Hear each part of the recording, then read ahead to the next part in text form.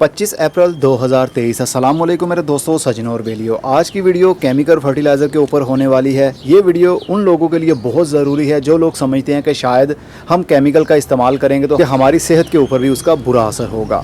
Chemical खाद कैसे इस्तेमाल करनी है, इसका फ़ायदा होगा हमारी सेहत को या नुकसान होगा, और इसको हम ऑर्गेनिक मैटर के साथ इस्तेमाल कर सकते हैं, मतलब देसी खादों के साथ मिक्स करके इस्तेमाल कर सकते हैं या नहीं। लेकिन उससे पहले हर बार की तरह कुछ ना कुछ हार्वेस्ट करना तो बनता ही है।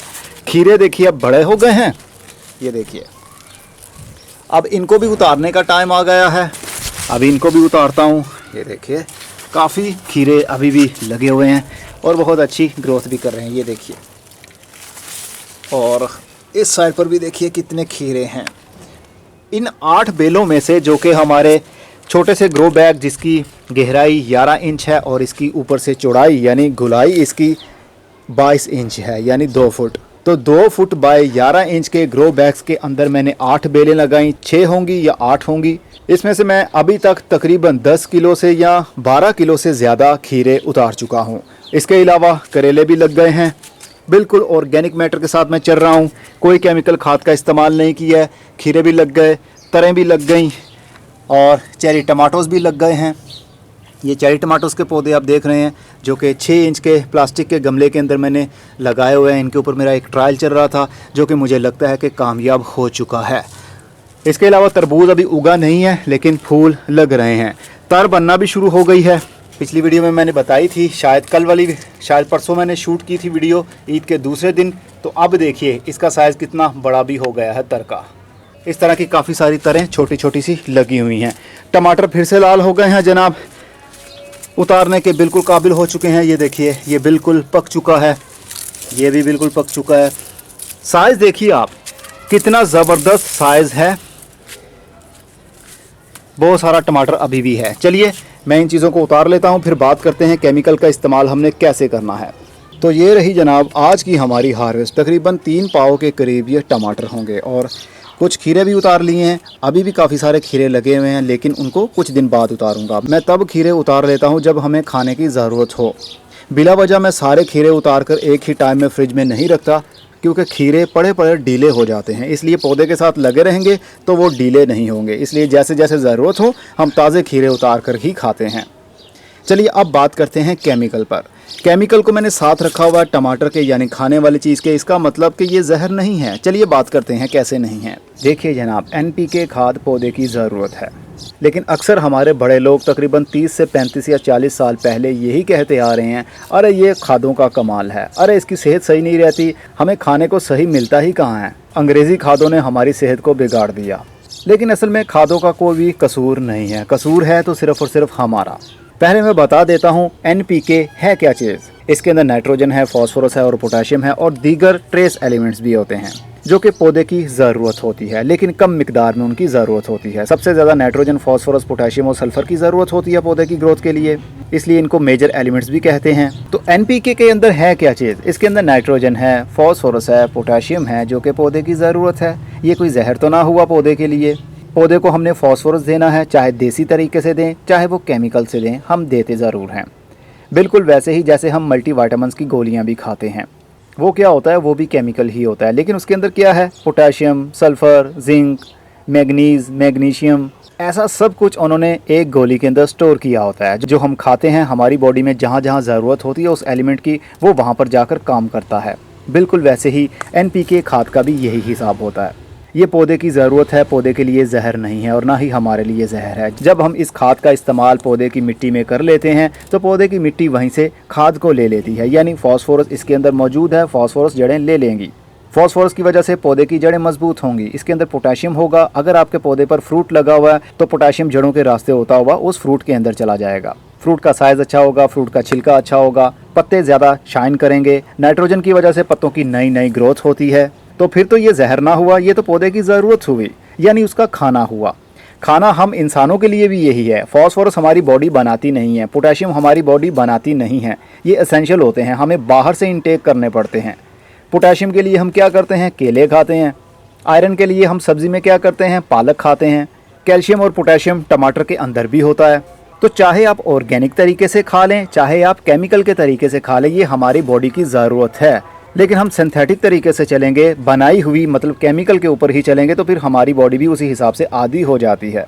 देसी चीज़ों का जल्दी असर नहीं होता हमारी बॉडी पर। तो बिल्कुल पौधों के लिए भी यही हिसाब है, हमने बिल्कुल केमिकल के ऊपर डिपेंड नहीं करता। ये भी आपको बता दूं, एनपीके 2 किस्म के होते हैं। एक तो दानेदार होता है जो कि मिट्टी में हम डालते हैं, स्लो रिलीज फर्टिलाइजर उसको कहते हैं, आहिस्ता आहिस्ता से मिट्टी के अंदर घुलता है, मिट्टी का एक हिस्सा बनता है तो पौधे की जड़ों को मिलता है। एक होता है वाटर सोल्यूबल, ये है वाटर सोल्यूबल, मतलब जैसे ही हम इसको पानी के अंदर डालेंगे ये फौरी तौर पर हल हो जाएगा पानी में, और पौधे के ऊपर हम इसका स्प्रे भी कर सकते हैं, पौधे की मिट्टी के अंदर भी डाल सकते हैं, फौरी तौर पर ये पौधे की जड़ों को मिलेगा। इसके अंदर डिकम्पोजिशन का कोई भी कॉन्सेप्ट नहीं है। जैसे ही हमने मिट्टी में डाला फौरी तौर पर पौधे की जड़ों को मिलना शुरू हो गया। इसी का इस्तेमाल अगर हम पौधे के ऊपर स्प्रे के रूप में करते हैं तो भी हमारी सेहत के ऊपर कोई बुरा असर नहीं होता, क्योंकि इसके अंदर है क्या, नाइट्रोजन, फॉस्फोरस, पोटाशियम और दूसरे ट्रेस एलिमेंट्स वगैरह, इवन के सल्फर भी।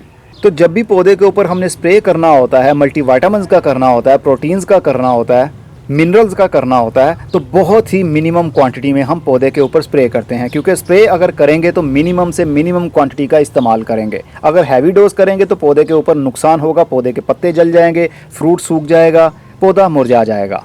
बिल्कुल वैसे ही जैसे हम इंसान थोड़ी थोड़ी सी पोटेंसी खाते हैं गोलियों की। अगर एक डिबिया हमने ले ली और उसके अंदर 1000 गोली हुई, तो अगर हम एक बार में ही 1000 गोली खा लेंगे, अगर उसको पीस कर उसका पाउडर बनाया जाए तो तकरीबन 1 चम्मच या 2 चम्मच बनेंगे। तो 2 चम्मच से इंसान की जान जा सकती है, यकीनन जा सकती है। इसलिए हमारे ऑर्गन्स को थोड़ी थोड़ी सी पोटेंसी चाहिए होती है, ना कि भर भर के चम्मच खाएं। तो पौधे के लिए भी कुछ यूं ही है, इसको भी हम थोड़ी थोड़ी सी खादें देते रहते हैं ताकि इनको खाद की कमी ना हो, वक्त के साथ साथ इनकी जड़ों को और वो फ्रूट या सब्जी के अंदर डिलीवर होती रहे। तो इसका स्प्रे अगर एनपीके का आपने किया है जो कि वाटर सोल्यूबल है, इसका आज स्प्रे किया है तो कल उसको फ्रूट को उतार कर धोकर आप खा लें तो आपकी सेहत के ऊपर कोई बुरा असर नहीं होगा। अगर बुरा असर होगा तो वो जहर का होगा। जहर क्या है? कीड़े मारने वाली दवाइयाँ। और कीड़े मारने वाली दवाइयाँ 2 किस्म की होती हैं, एक तो बायो होती है जो कि देसी तरीके से बनाई जाती हैं, और एक केमिकल होती है जिसको केमिकल पेस्टिसाइड भी कहते हैं। उसका काम है कीड़ों को मारना, मतलब जहर है ना, तो जहर का काम है मारना। तो कीड़ों को मारती है तो उसका असर जब फ्रूट के ऊपर स्प्रे होता है या पत्तों के ऊपर स्प्रे होता है तो उसका असर कम से कम 7 दिन के लिए तो रहता ही है, या फिर इससे भी कम 5 दिनों के लिए तो कहीं नहीं गया। 5 दिन के लिए असर रहेगा, ज़्यादा से ज़्यादा 15 दिन के लिए। तो अगर हम लिमिट के अंदर रहकर केमिकल पेस्टिसाइड का भी इस्तेमाल करें तो हमारी सेहत के ऊपर कोई बुरा असर नहीं होगा। जैसे मैंने पहले आपको बताया, अगर हमें एक गोली की ज़रूरत है तो उसके जगह पर हम बहुत सारी गोलियां खा लें तो हमारी सेहत तो बिगड़ेगी ही। तो अगर केमिकल पेस्टिसाइड का हम लिमिट के अंदर रहकर इस्तेमाल करेंगे तो हमारी सेहत के ऊपर कोई बुरा असर नहीं होगा। मैं कई सालों से यही कहता आ रहा हूँ, अगर आपने केमिकल पेस्टिसाइड का इस्तेमाल करना है तो कम से कम 7 दिनों के लिए आपने वो फ्रूट उतार कर नहीं खाना। अगर आपको यकीन है कि हमारा फ्रूट पक चुका है, उतारने के काबिल है, तो आज फ्रूट को उतार लीजिए और स्प्रे कर दीजिए। अगले 7 दिनों के लिए आपने वो फ्रूट नहीं उतारना, तब तक वो बड़ा हो जाएगा, तब तक वो पक भी जाएगा। तो 7 दिनों के बाद उतार कर धोकर उसको कंज्यूम कर सकते हैं या पका सकते हैं, जैसे भी आप इस्तेमाल करना चाहें। ये तो हो गई केमिकल पेस्टिसाइड की बात। तो एनपीके कोई जहर नहीं है पौधों के लिए, ये उसकी ज़रूरत है, उसका खाना है, तो उसको खाना दीजिए। चाहे आप ऑर्गेनिक रूप में दीजिए, चाहे आप केमिकल रूप में दीजिए ज़रूर। अक्सर क्या होता है, डॉक्टर्स कहते हैं भाई मल्टीविटामिन्स लो, फ्रूट ज़्यादा से ज़्यादा खाओ, बॉडी के अंदर किसी ना किसी चीज़ की कमी होती है, वो फ्रूट के साथ कवर हो जाती है। लेकिन गरीब आदमी बेचारा क्या करेगा, वो फ्रूट तो दूर की बात, घर में 3 वक्त की रोटी भी ठीक तरीके से नहीं पका पाता। तो फिर वो क्या करता है, गोलियां खाता है, केमिकल वाली मल्टीविटामिन्स की। 100-200 रुपये में इतनी सारी गोलियां आ जाती हैं। फिर वो डेली की एक गोली खा लेता है, उसकी बॉडी में जिस चीज़ की कमी होती है वो कमी पूरी होने लगती है। और अगर वो फ्रूट खाने लगे तो ज़रा सोचिए, वो अपने बच्चों को रोटी खिलाएगा या खुद के लिए फ्रूट खाएगा। इसलिए केमिकल खाद को बुरा कहना मुझे नहीं लगता कि समझदारी की बात है आज के ज़माने में, क्योंकि आज का ज़माना बहुत महंगा हो गया है। लेकिन केमिकली एनपीके का ओवर यूज़ करने की वजह से नुकसान होगा, लेकिन आपकी सेहत पर नहीं बल्कि पौधे की सेहत पर। पौधा मुरझा जाएगा, उसकी ग्रोथ रुक जाएगी, वो स्ट्रेस में चला जाएगा।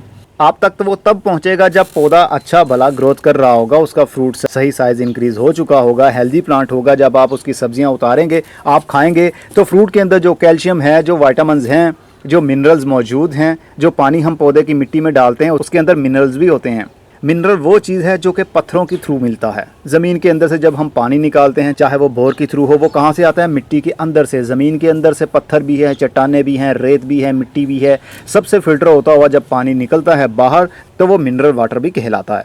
सबसे हैवी मिनरल्स समंदर के पानी में होते हैं, क्योंकि उसके अंदर जो पानी है वो पूरी दुनिया से आया हुआ है, वो पहाड़ों से भी आया है, वो ज़मीन के अंदर से भी आया है, वो बारिश का भी है, तो सब कुछ उसके अंदर है। तो इसलिए वो मिनरल वाटर सही मायने में कहलाया जाएगा। उसके अंदर प्रोटीन्स भी होते हैं, उसके अंदर विटामिन्स भी होते हैं, उसके अंदर ट्रेस एलिमेंट्स भी होते हैं। तो पौधे की हेल्थ के ऊपर बुरा असर तब होगा जब आप आधे टीस्पून की बजाय 2 टीस्पून पानी में हल करके पौधे की मिट्टी में डालेंगे। छोटा गमला होगा, छोटा पौधा होगा, कम उम्र होगी, तो डेफिनेटली आपका पौधा मर जाएगा। फ्रूट बनना या उसका साइज़ इंक्रीज़ होना तो बहुत दूर की बात है। फ्रूट का साइज़ तभी इंक्रीज़ सही से हो पाएगा, अच्छी ग्रोथ तभी कर पाएगा जब थोड़ी थोड़ी मिनिमम क्वांटिटी उसको टाइम से पहले मिलती रहेगी। होपफुली कॉन्सेप्ट आपका क्लियर हो गया कि केमिकल फर्टिलाइज़र का आपकी सेहत के ऊपर कोई नुकसान नहीं होगा, बल्कि ये पौधे की ज़रूरत है, हमारी बॉडी की ज़रूरत है। इसके अंदर जो कैल्शियम है वो जाएगा फ्रूट के अंदर, और फ्रूट के अंदर जो कैल्शियम है वो जाएगा हमारे पेट के अंदर। तो ज़रा सोचिए, हमें फ़ायदा ही होना है, ना कि नुकसान। चलिए अब इसके इस्तेमाल पर बात कर लेते हैं। एनपीके कोई सा भी हो, ये 2 किस्म के एनपीके आपके सामने रखे गए हैं। ये एनपीके 20-20-20 है, ये एनपीके 5-15-45 है। 20-20-20 एक बैलेंस डाइट होती है जिसके अंदर तीनों चीज़ें बराबर की हैं, नाइट्रोजन, फॉस्फोरस, पोटेशियम, तीनों चीज़ें 20-20-20% है। और 5-15-45 के अंदर 5% नाइट्रोजन, 15% फॉस्फोरस और 45% पोटेशियम है। फ्रूट का साइज़ जब इंक्रीज़ करना हो, जब पौधा फ्रूट पर आ जाए, तो फिर हम 5-15-45 या फिर ऐसा एनपीके का इस्तेमाल करते हैं जिसके अंदर फॉस्फोरस और पोटेशियम ज़्यादा हो, ना कि नाइट्रोजन। अगर नाइट्रोजन हर स्टेज के ऊपर पौधे को बहुत ज़्यादा हम देते रहेंगे तो नाइट्रोजन की वजह से क्या होता है, पत्ते हरे होते हैं और ज़्यादा से ज़्यादा ब्रांचेस निकलती हैं, और पौधे के ऊपर फूल लगने में भी नाइट्रोजन का बहुत अहम रोल होता है। लेकिन हर वक्त हर स्टेज के ऊपर एक ही खाद अगर देते रहेंगे तो फिर पौधे की ग्रोथ तो होगी, लेकिन फ्रूट का साइज़ नहीं बन पाएगा, या फिर फ्रूट आपका सूख जाया करेगा, या फिर उसका साइज़ ही छोटा रह जाएगा। लेकिन आपको मैं ज़्यादा परेशानी में नहीं डालता। सिर्फ एक चीज़ आप याद रखिए, आपने अपने पौधे को खाद देनी है, भले आप ऑर्गेनिक तरीके से दें, भले आप केमिकल तरीके से दें। अगर आप केमिकल तरीके से देना चाहते हैं, बहुत आसान होता है, इसमें कोई बदबू भी नहीं होती। इसका जब हम स्प्रे कर देते हैं पौधे की ग्रोथ अच्छी होने लगती है। अगर आप मुख्तलिफ़ किस्म की खादें इस्तेमाल नहीं करना चाहते तो एनपीके 20-20-20 या फिर एनपीके 19-19-19, कोई सा भी एनपीके जो बैलेंस डाइट रखता हो, तीनों चीज़ें उसके अंदर बराबर हों और ट्रेस एलिमेंट्स भी हों, तो फिर आप कोई सी भी खाद एनपीके वाली इस्तेमाल कर सकते हैं। इसका अगर कंटिन्यूसली आप इस्तेमाल करते हैं तो नुकसान क्या है केमिकल एनपीके का? देखिए, एनपीके ये सिंथेटिक है, इंसान ने खुद से फॉर्मुलेशन करके इसको बनाया है। भले ही इसके अंदर मिनरल्स भी मौजूद हैं, भले ही इसके अंदर ट्रेस एलिमेंट्स भी मौजूद हैं, ज़मीन के अंदर से कुछ निकाले हुए हैं, कुछ मिट्टी में से निकले हुए, कुछ पहाड़ों के पत्थर होते हैं उनमें से निकाला हुआ अर्क, सब कुछ मतलब एक्सट्रैक्ट होता है ना, एक अर्क निकाल लेते हैं हर चीज़ का। तो केमिकल खाद के बारे में एक और चीज़ आपको मैं बता दूं, अगर आप कंटिन्यूसली केमिकल का इस्तेमाल करते रहेंगे तो फिर आपकी मिट्टी सख्त हो जाएगी, चटक होने लगेगी, जैसा कि कुछ सालों से हमारे खेतों में कुछ यूं ही हो रहा है। इससे क्या होगा, मिट्टी के नीचे पानी नहीं जा पाएगा। इससे क्या होगा, केचुए मर जाएंगे। इससे क्या होगा, बेनिफिशियल फंगस या फिर बेनिफिशियल बैक्टीरियाज या बेनिफिशियल कीड़े मरने लगेंगे। एक लाइव सॉइल यानी ज़िंदा मिट्टी वो डेड सॉइल में बदल जाएगी अगर आप कंटिन्यूसली खाद का ही इस्तेमाल करते हैं, वो भी केमिकल वाली। केमिकल का इस्तेमाल भी कीजिए, ऑर्गेनिक का भी इस्तेमाल कीजिए। दुनिया में केमिकल और ऑर्गेनिक दोनों को ही इस्तेमाल किया जाता है अच्छी प्रोडक्शन हासिल करने के लिए। अगर एक ही चीज़ के ऊपर आप डिपेंड करेंगे यानी खाली केमिकल का इस्तेमाल करेंगे तो मिट्टी सख्त हो जाएगी। मिट्टी में गोडी करना भी बहुत मुश्किल हो जाता है। पौधे की जड़ें सख्त मिट्टी में ग्रोथ नहीं कर पाती। मिट्टी सख्त होने की वजह से उसके अंदर हीट भी बनने लगती है। जब सूरज की धूप पड़ती है मिट्टी पर तो मिट्टी ऊपर से खुश्क हो जाती है, बहुत ज़्यादा सख्त हो जाती है। पौधे की जड़ें स्ट्रेस में चली जाती हैं। पौधे की जड़ें मिट्टी में से खुराक को ले नहीं पाती अगर आप ओनली केमिकल का इस्तेमाल करते ही रहेंगे। मैं बहुत आसान ज़ुबान में आपको समझाने की कोशिश कर रहा हूँ। और अगर हम ओनली ऑर्गेनिक के ऊपर ही डिपेंड करना चाहें तो कर सकते हैं, लेकिन प्रोडक्शन थोड़ी सी कम मिलेगी, लेकिन मिलेगी ज़रूर। लेकिन ये भी तो हमें पता होना चाहिए कि ऑर्गेनिक में हम क्या क्या इस्तेमाल कर सकते हैं। देखिए, हर जिंदा चीज़ जो कि ज़मीन के अंदर से उगी है, पौधे हों, फल हों, फ्रूट हो, पौधे की जड़ें हों, पौधे के तने हों, पौधे की लकड़ी हो, उसका भूरा हो, हर चीज़ की खाद बनाकर हम मिट्टी में ही डालेंगे। मतलब मिट्टी से हम पत्ते ले रहे हैं, फल ले रहे हैं, वो खुद खा रहे हैं, लेकिन उसका जो वेस्ट है, उसके जो छिलके हैं जो हम फेंकते हैं, उसी की कंपोस्ट बनाकर अगर दोबारा हम मिट्टी में लौटा दें तो मिट्टी भी खुश हो जाएगी, उसको खाना भी मिल जाएगा, उसके अंदर बेनिफिशियल कीड़े, बैक्टीरिया, फंगस भी पैदा होगा। तो समझ लीजिए, कीड़े, बैक्टीरिया, फंगस ये माली का काम करते हैं। मिट्टी की गोडी करते रहेंगे, मिट्टी को खाद बना कर देते रहेंगे। आधे से ज़्यादा काम तो हमारे ये छोटे छोटे से ना नज़र आने वाले कीड़े ही कर देते हैं। अगर आप केमिकल एनपीके या किसी कंपोस्ट का मिक्सचर बनाकर पौधे को देना चाहें तो भी आप दे सकते हैं, लेकिन सजेस्ट यही किया जाता है कि थोड़ा थोड़ा सा मतलब थोड़े दिनों का गैप ज़रूर डाला जाए। कि आज हमने एनपीके केमिकल का इस्तेमाल किया है तो 3 से 4 दिन का गैप दीजिए, उसके बाद हम ऑर्गेनिक मैटर भी इस्तेमाल कर सकते हैं। ऑर्गेनिक मैटर आपकी मिट्टी को ज़िंदा करता है, केमिकल आपकी मिट्टी को डेड बनाता है। केमिकल आपकी मिट्टी के लिए नहीं है, ये सिर्फ़ और सिर्फ पौधे के लिए है। ऑर्गेनिक मैटर आपके पौधे के लिए नहीं है बल्कि आपकी मिट्टी के लिए है, आपकी मिट्टी को ज़िंदा करता है। ज़िंदा कैसे होंगे? ऑर्गेनिक मैटर आप जैसे ही मिट्टी में डालेंगे केचुए पैदा होंगे, बेनिफिशियल फंगस पैदा होगा, बैक्टीरियाज पैदा होंगे और दीगर दूसरे कीड़े भी पैदा होंगे। उससे क्या होगा? एक विलेज बन जाएगा, एक गांव बन जाएगा कीड़ों का, बैक्टीरियाज का, फंगस का। वहाँ पर कॉलोनीज़ बिल्ड होने लगेंगी, आबादी बनने लगेगी। जहाँ पर ज़्यादा आबादी होगी वहाँ पर ज़्यादा काम करने वाले वर्कर्स भी ज़्यादा होंगे। गांव में और शहर में आप जानते हैं ना कितना फ़र्क है। गांव में ज़्यादा लेबर भी नहीं होती बल्कि वहाँ की लेबर शहरों का रुख करती है कि यहाँ पर फैक्ट्रीज़ भी होंगी, यहाँ पर ज़्यादा से ज़्यादा हमें जॉब्स भी मिल सकेंगी, हम पैसे भी कमा सकेंगे। तो आबादी भी ज़्यादा शहरों में ही होती है, ना कि गाँव में। तो बिल्कुल इसी तरह ये एक गाँव है और ऑर्गेनिक मैटर एक शहर है जहाँ पर लाखों करोड़ों कीड़े बसते हैं, वही वर्कर्स होते हैं। केमिकल कभी भी आपकी मिट्टी को लाइव नहीं कर सकता, वो हमेशा डेड ही बनाता जाएगा डे बाय डे अगर आप इसका मुसलसल इस्तेमाल करते जाएंगे। इसलिए ऑर्गेनिक हो, कोई सी भी कंपोस्ट हो, कोई सा भी ऑर्गेनिक मैटर हो, इवन के इसके जो छिलके उतरेंगे उसको पानी के अंदर डिप कर दीजिए, या इसको चॉप करके टमाटर के छिलके हों, पत्ते हों, हरे हों, सूखे हों, उनको पानी के अंदर डुबो दीजिए। 24 घंटे के बाद उसका पानी मिट्टी में डाल दीजिए। इससे भी फंगस पैदा होता है, इससे भी बेनिफिशियल बैक्टीरियाज पैदा होते हैं, इससे भी केचुए पैदा होते हैं। तो दोनों चीज़ों का इस्तेमाल आप करिए, एनपीके केमिकल वाले का भी कीजिए, ऑर्गेनिक मैटर कंपोस्ट वगैरह का भी कीजिए। बस जिसका खतरा है वो है केमिकल पेस्टिसाइड। अगर हम ओवर यूज़ करते हैं तब हमारी सेहत के ऊपर बुरा असर होगा। मैंने इंतहाई आसान ज़ुबान में आपको समझाने की कोशिश की है। अगर आप पढ़े लिखे हैं तो मेरी बातों को फौरी समझ गए होंगे। अगर आप ज़्यादा पढ़े लिखे नहीं हैं तो मेरी बातों की वजह से आपको आसानी से समझ लग गई होगी। इसका इस्तेमाल मैं बता दूं, हर कंपनी का हर चीज़ का एक अलग हिसाब होता है, लेकिन जनरल सी एक डोज बता देता हूं आपको, जो कि हमारे द्रा स्टोर के ऊपर भी एनपीके अवेलेबल है। 5 लीटर पानी के अंदर 1 टीस्पून आपने मिक्स करना है। ये 5 से 10 मिनट के अंदर टोटल डिज़ोल्व हो जाएगा पानी के अंदर। आपको एक भी अंग इसका नज़र नहीं आएगा। जो पाउडर आपको दिख रहा है ये बिल्कुल पानी के अंदर हल हो जाएगा। पानी का कलर भी हल्का हल्का सा चेंज हो जाएगा, क्योंकि हर कंपनी की मर्जी होती है कि वो अपनी प्रोडक्ट को कौन सा कलर देना चाहते हैं। इसमें आपको लाल रंग भी मिल सकता है, सफ़ेद भी मिल सकता है। जो भी कंपनी रंग देना चाहे वो रंग के ऊपर आपने नहीं जाना, बस आपने डिब्बा देखना है कि उसके ऊपर क्या लिखा हुआ है। जो भी डिब्बे के ऊपर लिखा होगा उस हिसाब से आप इस्तेमाल कर सकते हैं, लेकिन मैं कम से कम डोज ही इस्तेमाल करता हूँ और रिकमेंड भी यही करता हूँ कि आपने भी कम डोज ही इस्तेमाल करनी है। वो कहते हैं ना, something is better than nothing. कुछ ना होने की बजाय बेहतर है कुछ ना कुछ तो हो। लेकिन नया नया जब हम कोई काम शुरू करते हैं ना तो बड़ी दिल लगा कर टाइम देते हैं उसको, लेकिन कुछ अरसे के बाद में हम डीले पड़ने लगते हैं और एक टाइम आता है हम खाद देना ही बंद कर देते हैं। महीने में कभी कभी एक बार दे दी तो दे दी, वरना सिर्फ यही ढूंढते ही रहते हैं यूट्यूब के ऊपर, गूगल के ऊपर सर्च ही करते रहते हैं कि हम खाद कौन सी दे, पौधे को कैसे बनाएं। बस इसी तरह हमारी ज़िंदगी गुजर जाती है।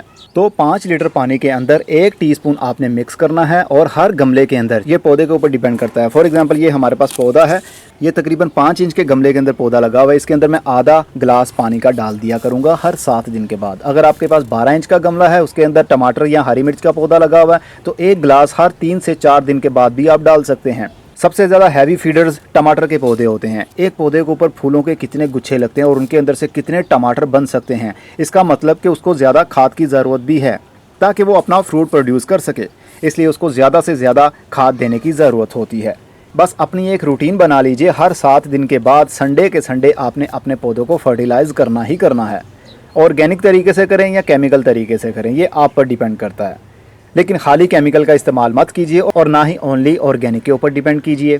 दोनों को मिक्स कीजिए। एक हफ्ता ये वाली खाद इस्तेमाल कर ली, दूसरे हफ्ते आपने ऑर्गेनिक इस्तेमाल कर लिया। या फिर मिट्टी को सॉफ्ट करने के लिए आप कंपोस्ट का वक्तन फ़वक्तन इस्तेमाल भी कर सकते हैं। शुगर कैन मड की कंपोस्ट हो, पत्तों की खाद हो, किचन वेस्ट की कंपोस्ट हो, कोकोपीट हो, आप मिट्टी के अंदर इसको मिक्स कर लीजिए ताकि आपकी मिट्टी नरम रहे। तो आप केमिकल का भी इस्तेमाल करते रहेंगे तो आपकी मिट्टी सख्त नहीं होगी, क्योंकि हमने उसके अंदर पहले से काफ़ी कुछ मिक्स कर लिया है। और अगर ज़मीन के अंदर पौधा लगा हुआ और उसकी उम्र 5 साल या 10 साल या 15 साल या 20 साल है, तो फिर आप 5 लीटर पानी के अंदर 1 टीस्पून अगर डालते हैं तो एक बार में ही उसके तने के पास जड़ों में डाल दीजिए। हर 7 दिन के बाद ऐसा ही करते रहेंगे। आप नोट करेंगे आने वाले साल में आपके पौधे के ऊपर अच्छा फ्रूट भी लगेगा। खाद ना देने से बेहतर है थोड़ी थोड़ी सी खाद हर वक्त जाती रहे मिट्टी में और मिट्टी से पौधों को मिलती रहेगी। और इसका स्प्रे भी आप कर सकते हैं पौधे के ऊपर, जब पौधे के ऊपर फूल लग रहे हों, अगर ना भी लगे हों तब भी आप स्प्रे कर सकते हैं, क्योंकि इसके अंदर ट्रेस एलिमेंट्स भी होते हैं, छोटे छोटे से थोड़ी थोड़ी क्वांटिटी में ट्रेस एलिमेंट्स होते हैं जिसकी पौधे को बहुत ज़्यादा ज़रूरत होती है।